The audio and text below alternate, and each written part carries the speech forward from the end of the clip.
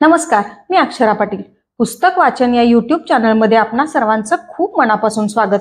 मित्रांनो, शिवाजी सावंत लिखित मृत्युंजय या कादंबरीचं आपण वाचन करीत आहोत. तत्पूर्वी चॅनलवर जर पहिल्यांदाच असेल तर किंवा यापूर्वी सबस्क्राईब करायचं राहून गेलं असेल तर चॅनलला सबस्क्राईब करा. त्याचबरोबर व्हिडिओ कसा वाटला ते कमेंट बॉक्समध्ये जरूर कळवा. कर्ण 10. दुर्योधनाच्या विष्णुयाग यज्ञाच्या कल्पनेत तसं अयोग्य काहीच नव्हतं. धार्मिक विधीला कुणाचा पाठिंबा असणार नाही, पण यज्ञवेत्ता म्हणून शकुनी मामांचं नाव मात्र मला मुळीच योग्य वाटलं नाही.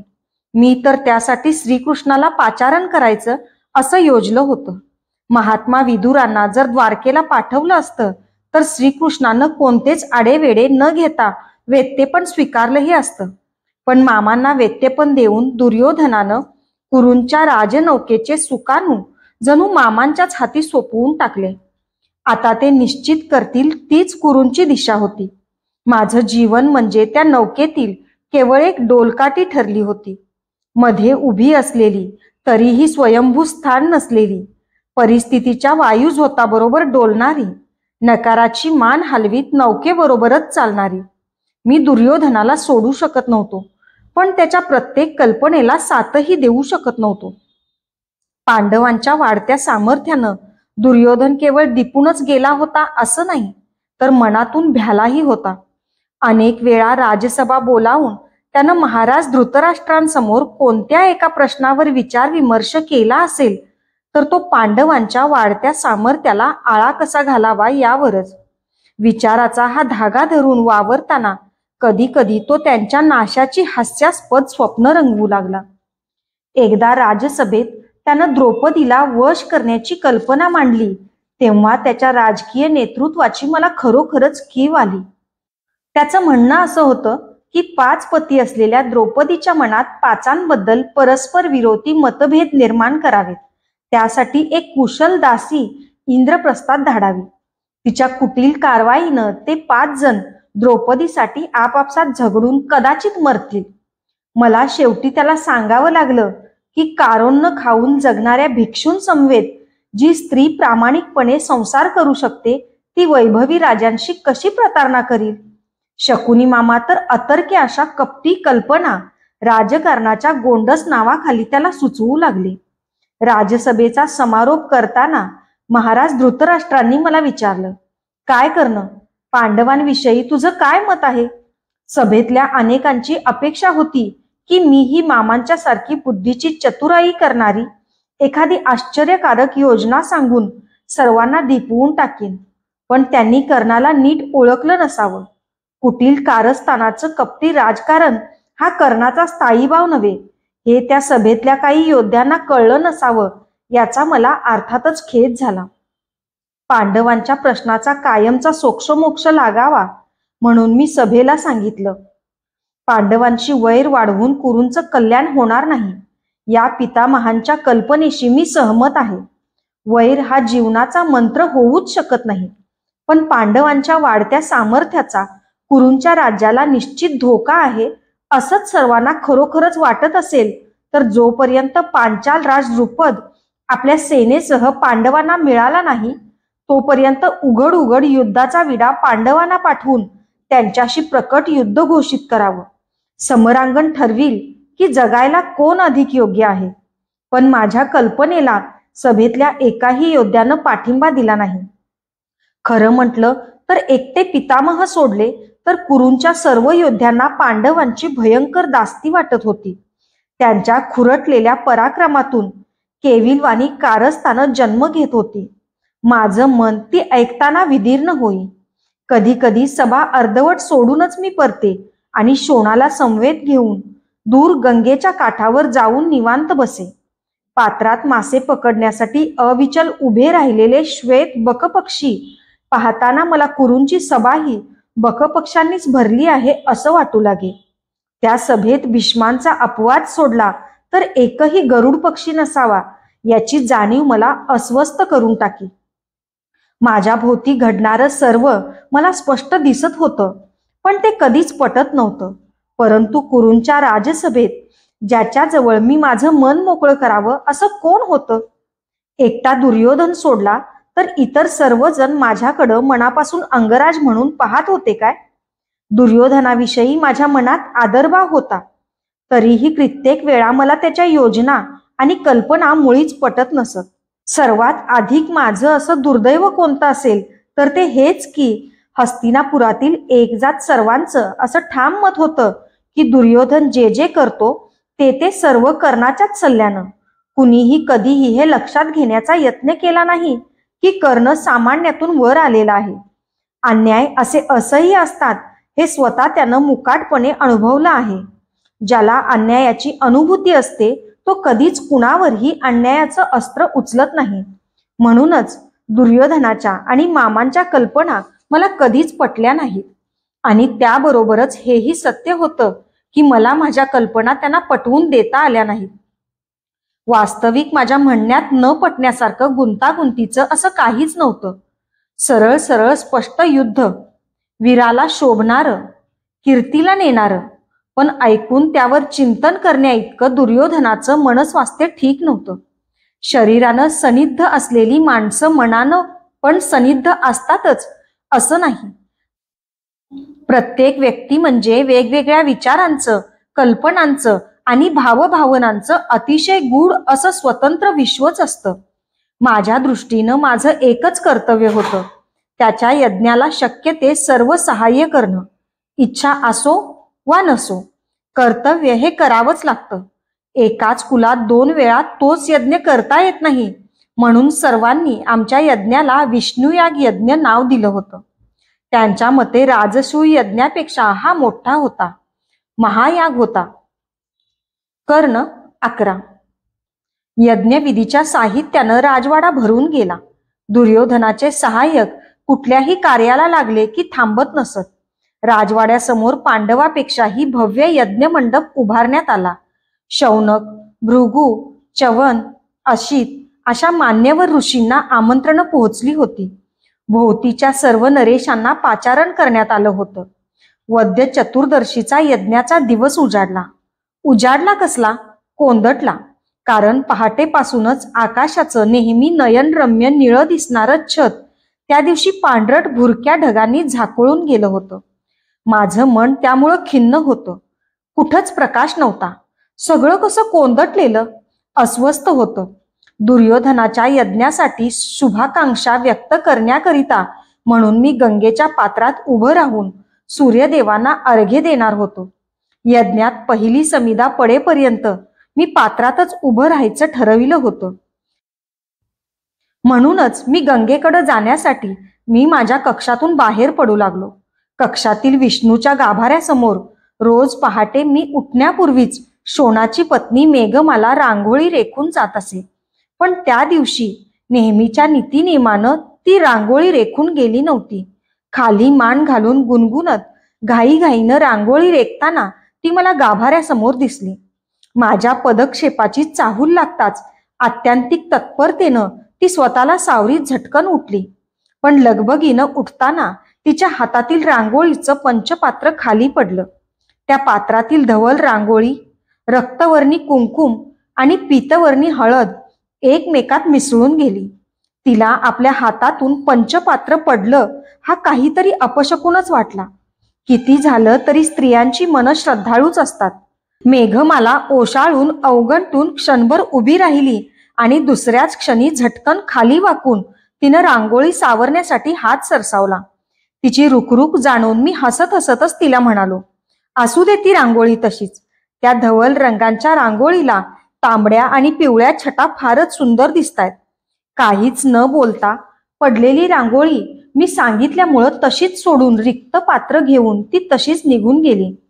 कितीतरी वेळ मी त्या विखुरलेल्या विविध रंगछटा असणाऱ्या निर्बंध रांगोळीकडं पाहत होतो. श्वेत, पीत आणि रक्तवर्णी छटा मनात तशाच घोळवीत राजवाड्याचे सोपान मी उतरू लागलो.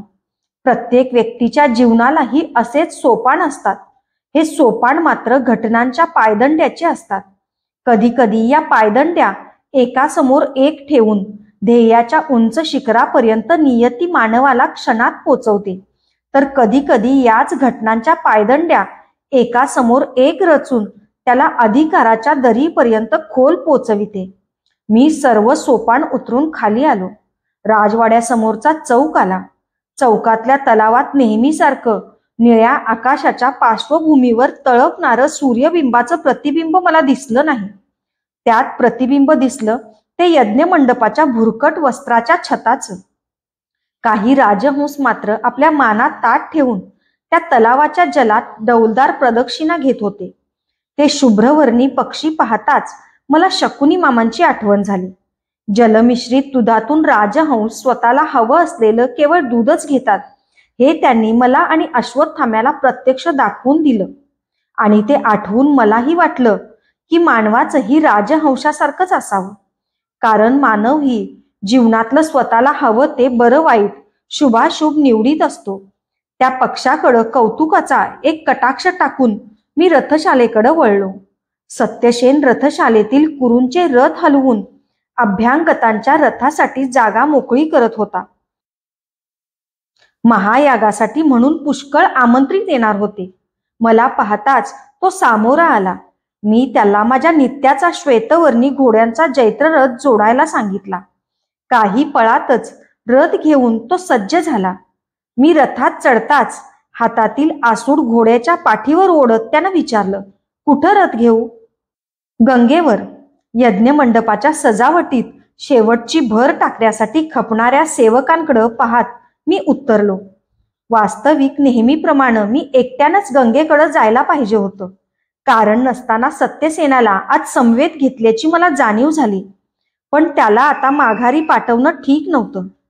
कधी कधी कारण नसतानाही माणूस चुकतो. मी त्याला घेण्यात तशीच चूक केली होती. हस्तिनापुरातील मार्ग नगरजनांनी फुलले होते, पण कुणाच्याही हालचालीत चैतन्य दिसत नव्हतं. आकाश कोंदटल्यामुळं कदाचित मलाच तसं वाटलं असेल. जसं मन असतं तसं जग दिसतं. रथ नगराच्या सीमेपाशी आला. सीमेपासून थोड्याच अंतरावर गंगा होती. सत्यसेन सीमेचं प्रवेशद्वार ओलांडून गंगेकडचं वळण घेऊ लागला. इतक्यात पश्चिमेकडून दौडणारा राकट वर्णाच्या घोड्यांचा एक रथ आमच्या रथाजवळून प्रवेशद्वारात घुसताना आम्हाला दिसला. त्याच्या रथनिडावर महामंत्री विदुर बसले होते. इंद्रप्रस्थाला पांडवांना आणण्यासाठी दुर्योधनानं त्यांनाच पाठविलं होतं. पांडवांसह पांचालीला घेऊनच ते परतले असावे. कारण ज्या आरती ते रथनिडावर सारथ्या शेजारी बसले होते त्या आरती रथात स्त्री नक्कीच असणार. पांचालीच्या केवळ विचारानंच कोंदटलेल्या आकाशासारखं माझं मन ही कोंदटून गेलं. स्वयंवरात निर्दयी घाव घालून तिनं घायाळ केलेला माझ्या मनाचा वैनतेय सुडाच्या नखाग्राणी माझ्या स्वाभिमानाला बोचकारू लागला. छे, एका स्त्रीकडून अवहेलना झाली असताना मी ती सहनच कशी करू शकलो? कर्ण हा वीर आहे, धनुर्धर आहे. हा जगानं पिटलेला नगारा व्यर्थ होता. कर्णाला सारथी करून कालानं त्याच्या जीवनाचं सारथ्य आपल्याच हाती घेतलं नाही काय? माझी सहनशक्ती ही सर्वांना संयमासारखी वाटली असेल काय? की सर्वांनी कर्ण हा भेकड आणि मुख दुर्बल लाचार आहे असा डंका पिटला असेल? अनिवार्य घटना आणि सहनशक्तीचं जीव घेणं प्रदर्शन हेच माझं जीवन आहे की काय? एकाच वेळी 5 पांडवांची पत्नी होणाऱ्या एका स्त्रीला कर्ण उच्च की नीच हे ठरवण्याचा अधिकार कुणी दिला? सत्यसेन घोड्यावर तर माझं मन स्वाभिमानावर आसूड ओढत होतं. रथाच्या चक्राप्रमाणे माझ्या मेंदूंचे आरेही गरगरत होते. केवळ प्रतिशोधाच्या सुडाच्या कण्याभोवती गंगाकाठ आला. माझं नित्याचं पात्रात उभं राहण्याचं स्थानही दृष्टीपथात आलं. गंगेवरून सूर्यदर्शन होताच मी परस्पर तसाच यज्ञ मंडपात जाणार होतो. त्यासाठी माझी राजवस्त्र आणि भूषण गंगेवर आणण्यासाठी मी शोणाला रात्रीच सूचना दिली होती. इंद्रप्रस्थाहून परतताना माझ्या मस्तकावर आढळलेला भूषणागारातील मुकुटही आणण्याबद्दल मी त्याला बजावलं होतं. गंगेच्या स्वच्छ पात्रात उभं राहून मी डोळे मिटले. नित्यासारखी तेजाची वलय डोळ्यापुढं काही केल्या उभीच राहीनात. डोळे उघडून समोर पाहिलं. कारंडव पक्षांचे थवेच्या थवे गंगेच्या असंख्य जललहरींवर झेपावत होते. विचारांच्या आणि शंकांच्या काहुरानं मस्तक भणाणून गेलं. गंगेच्या लहरीं इतकेच माझे विचार अगणित होते. आखाड्याच्या दिवशीही पूर्वी असंच ढगाळून आलं होतं. तसंच काहीतरी अघटित घडणार की काय आज? ओंजळीत पाणी घेऊन स्थिर मनानं मी तेजाची मार्ग प्रतीक्षा करू लागलो. 3 घटका तशाच निघून गेल्या तरी तेजो दर्शन होईना. शंकांचे कारंडव पक्षी माझ्या मनाच्या गंगेवर झेपावू लागले. पंख फडफडू लागले.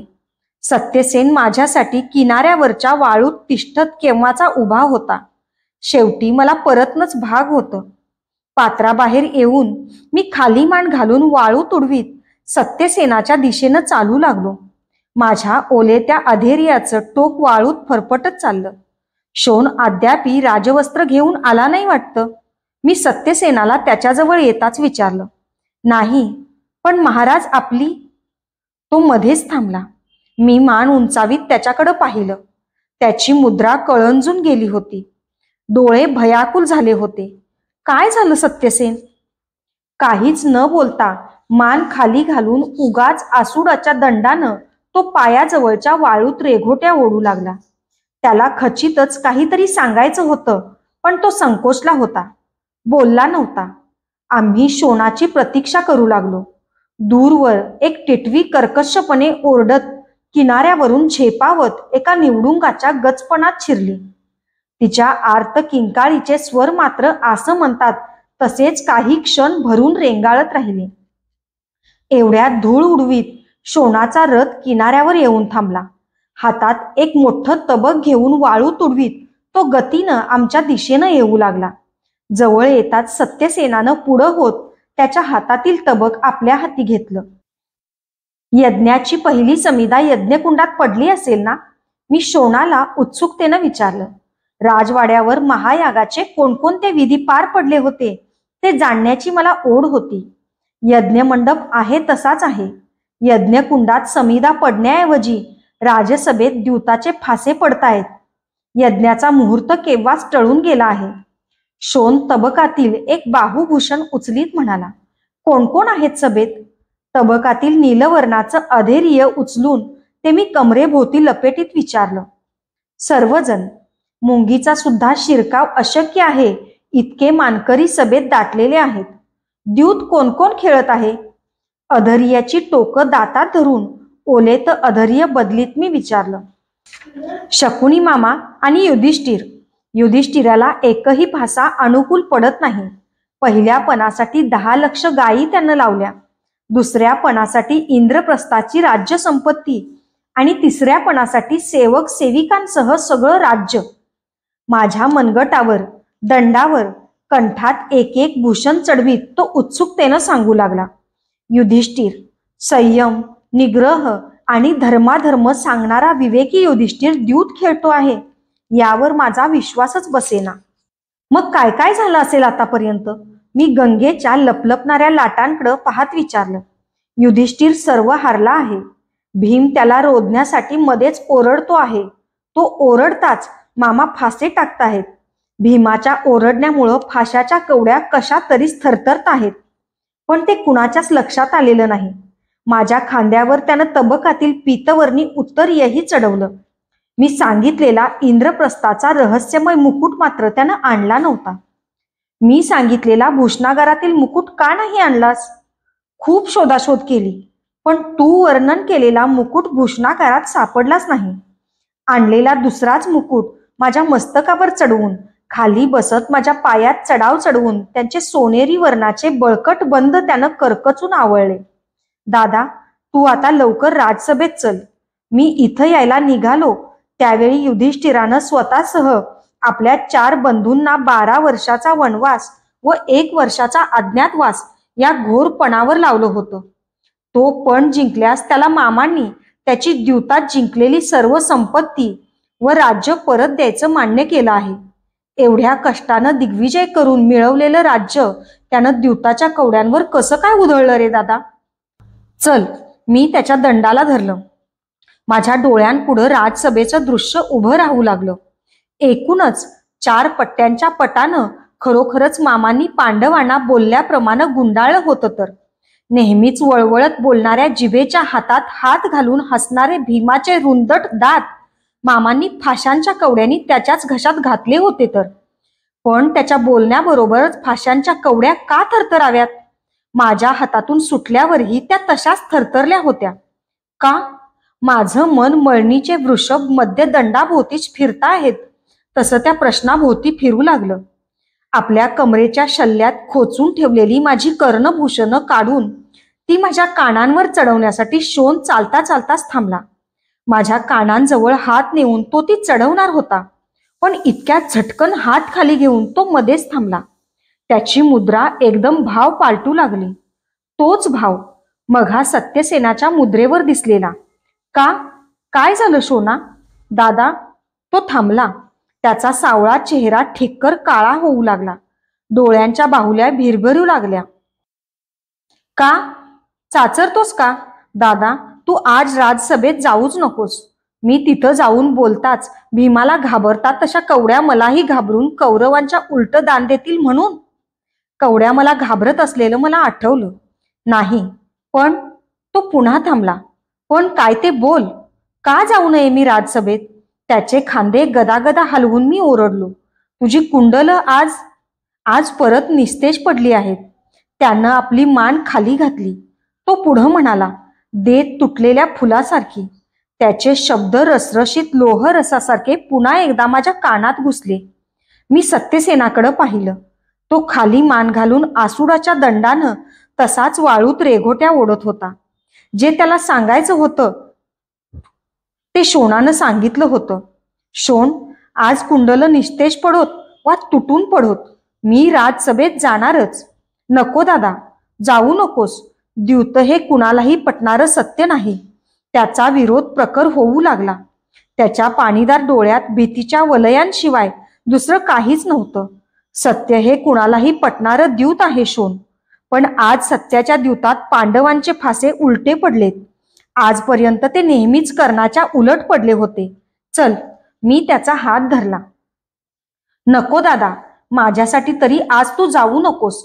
त्यानं माझा हात मला थांबवण्यासाठी घट्ट पकडून ठेवला. किती आर्तता होती त्याच्या पकडीत. शोन, उपदेश नको. मी त्याचा हात झिडकारला. सत्यसेनाच्या हातातील आसूड हिसकावून घेऊन रथाकडे चलताना मी त्याला निक्षून सांगितलं, सत्यसेन, शोनाला त्याच्या रथातून घेऊन परत जा. आणि शोन, तू कर्णाचा भ्राता आहेस हे कधीच विसरू नकोस. मी शोनाकडे न पाहताच म्हणालो. जैत्र रथावर चढताच मी आवेगानं वेड ओढले. घोडे उधळले. चौफेर किनाऱ्यावरच्या तप्त वाळूंच्या पोटातून वर धावणाऱ्या जळजळीत अग्निज्वाळा माझ्या उघड्या दंडानं प्रकर्षानं जाणवू लागल्या. माझं कातडं अभेद्य असलं तरी ते काही स्पर्शहीन नव्हतं. धन्यवाद. अशाच वेगवेगळ्या आणि विविध विषयांवरच्या पुस्तकांसाठी पुस्तक वाचन बाय अक्षरा पाटील हे चॅनल सबस्क्राईब करा आणि व्हिडिओ कसे वाटतात ते कमेंट बॉक्समध्ये जरूर कळवा.